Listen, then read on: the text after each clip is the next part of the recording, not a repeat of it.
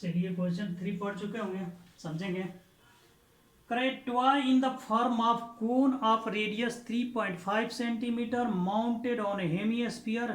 Hemisphere पर कोन mounted है, इस पर उस पर सिलेंडर था, इस पर कोन है of the same radius. Total height of the toy is they दिया, टोटल हाइट उस बार भी दिया था, इस बार कर find the total surface area of the toy. अंतर है, उस बार सिलेंडर था हेमीस्फीयर के ऊपर में और इस बार कोन है, और कुछ अंतर नहीं, बिल्कुल सेम। इस बार फिगर में हो गया हेमीस्फीयर के ऊपर माउंटेड है कोन, तो मैंने पहले कोन ही बना दिया, फिगर बनाने में इजी होता है। और ये हेमीस्फीयर, हेमीस्फीयर पर ये कोन माउंटेड था, उस बार ये सिलेंडर था, ये हट करके कोन हो गया। ये रेडियस पता है, ये हाइट पता है। टोटल हाइट इस बार भी दिया हुआ है, यहां से लेकर के यहां तक, बिल्कुल उसी तरह से माइनस करके हाइट फाइंड करना है, जो गिवन है वो लिख लिया जाए। Total height 15.5 centimetre. Radius r दे दिया हुआ 3.5 सेंटीमीटर, बिल्कुल माइनस करके एच निकाल लिया जाए। थर्ड नंबर गिवन है वो लिख लिया जाए। R equal to radius of hemisphere equal to radius of, figure से ही है इसलिए मैं लिख नहीं रहा हूँ लैंग्वेज में। Equal to 3.5 centimetre. H height of cylinder, height of cone, h equal to 15.5 minus इस रेडियस आर, डेट इज हो गया 15.5 माइनस 3.5, डेट मीन्स 12 सेंटीमीटर। अब इसका आपको टॉय का टोटल सरफेस एरिया निकालना है, आउटर या इनर बात एक ही है। टॉय का टोटल सरफेस एरिया था curve surface area of cylinder plus curve surface area of hemisphere, क्योंकि इस फिगर में ये कोन है, कोन का कर्व सरफेस एरिया शामिल है, सिलेंडर नहीं, कोन का कर्व सरफेस एरिया इस बार शामिल है, और हेमिस्फीयर का भी कर्व सरफेस एरिया शामिल है। ये टोटल नहीं, टॉप और बॉटम किसी का शामिल नहीं है। तो कर्व सरफेस एरिया कोन निकालने के लिए उस फार्मूला में एल का जरूरत होता है, तो सबसे पहले इसमें एल कैलकुलेट करना होगा, इसलिए ये थोड़ा सा अच्छा है। तो सबसे पहले हम लोग एल, स्लैंट हाइट, ये क्या होता है, एल होता है स्लैंट हाइट। तो स्लैंट हाइट का फार्मूला बताए थे, ये होता है root under h square plus r square. H का वैल्यू पता है, आर का वैल्यू है, और इसमें फाइंड आउट कर लिया जब पुट करके, ये हो गया रूट अंडर एच मीन्स 12 का स्क्वायर प्लस आर मीन्स 3.5 का स्क्वायर। स्क्वायर रूट करना है तो पहले पावर कर लीजिए, 12 का स्क्वायर हो गया 144 प्लस 3.5 का स्क्वायर हो गया 12.25। इसको प्लस करेंगे तो ये रूट अंडर, ये हो जाएगा 156.25। इसका स्क्वायर रूट करेंगे तो देखिए अगर यहाँ 25 है तो ये 0.5 आ जाएगा। अब इसका देख लीजिए ये किसको, अब ये दो दो कंजुगेटिव जिसका प्रोडक्ट होगा उसमें से जो छोटा होगा वही हो जाएगा। तो ये जो होता है 13 इंटू 12 करेंगे,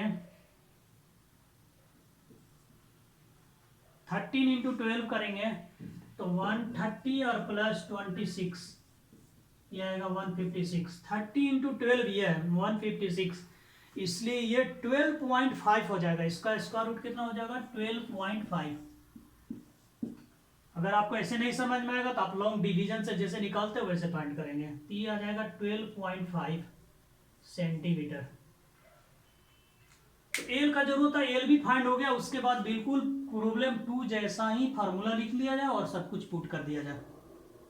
आर पता है, एच पता है और एल भी पता है। तो फार्मूला समझाता हूं, फाइंड आउट करना है टोटल सरफेस एरिया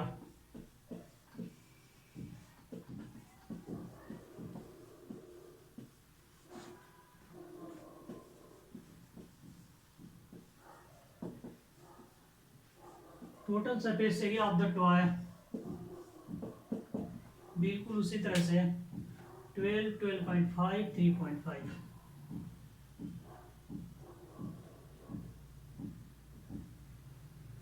फिगर में दिख रहा total surface area of toy हो जाएगा curve surface area of cone plus curve surface area of hemisphere. Curve surface area that means CSA of cone plus CSA of hemisphere.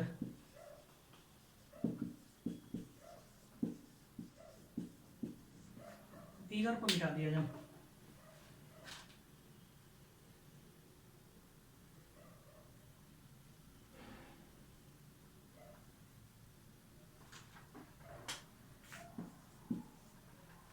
Curve surface area कौन होता है πr_l plus hemisphere अभी देखे थे 2πr²।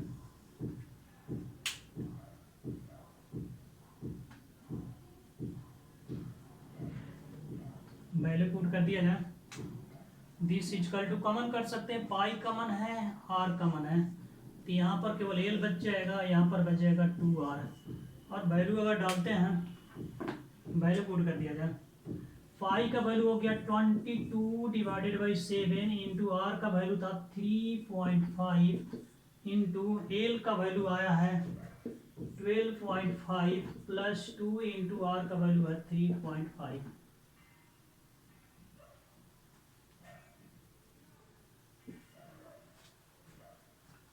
Calculation करेंगे तो ये हो गया 22 डिवाइडेड बाई 7, 3.5 को 35 डिवाइडेड बाई 10 लिख दिया जाए। इसको करेंगे तो ये 12.5 प्लस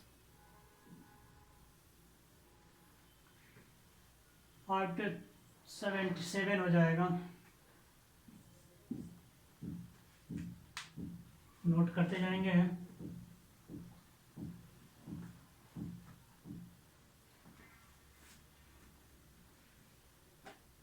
दिस इजकल टू हो जाएगा 22 को कैंसिल कर दिया जाए 7 से, 7 5 जा 5, 2 जा 2 से कैंसिल हो गया, ये हो गया 11।